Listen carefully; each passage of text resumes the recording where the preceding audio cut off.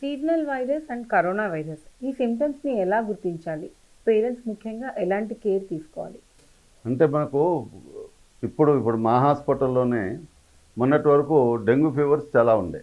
పోయిన నెల వరకు. ఇప్పుడు రెస్పిరేటరీ ఇన్ఫెక్షన్స్ వస్తున్నాయి.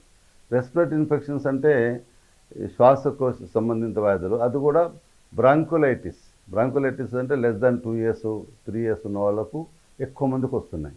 అవి షార్ట్ డ్యూరేషన్ అంటే బ్రాంక్యూల్స్ అంటే పిల్లికూతలు రావడం, ఒక 1, 2 డేసే వాళ్ళకు దగ్గు, ముక్కు పట్టడము, కాస్త ఇబ్బందిగా ఉండటము, మైల్డ్ ఫీవర్ రావటము, రెస్పిరేటరీ సిన్సిషియల్ వైరస్ అంటారు. దీన్ని ఆర్ఎస్వి వైరస్.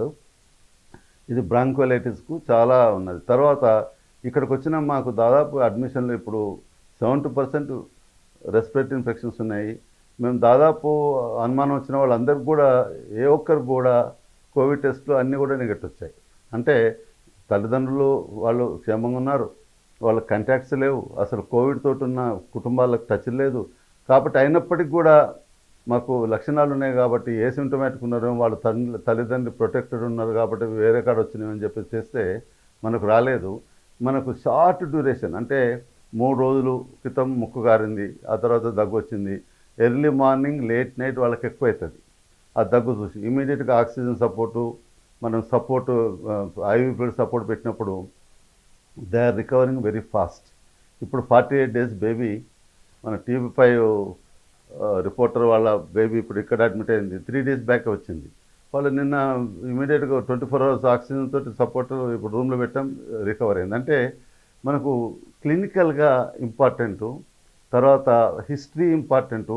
మేము ప్రతి ఒక్కరిని అడుగుతాం, అంటే మీరు ఎవరైనా కోవిడ్ వాళ్ళతో టచ్లో ఉన్నారా, కోవిడ్ వాళ్ళ దగ్గరికి వెళ్ళారా, లేకపోతే మీ కుటుంబంలో ఎవరికైనా కోవిడ్ ఉందా, లేకపోతే బయట ఎక్కడన్నా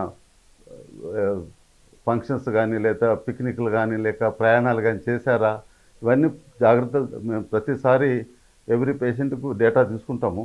అయినప్పటికీ కూడా క్లినికల్గా ఈ గడిచిన 3.5-4 నెలలకెళ్ళి మాకు హండ్రెడ్స్ ఆఫ్ పేషెంట్స్ అడ్మిట్ అయ్యారు, కానీ not even single patient, single child మా దగ్గర కోవిడ్ పాజిటివ్ రాలేదు.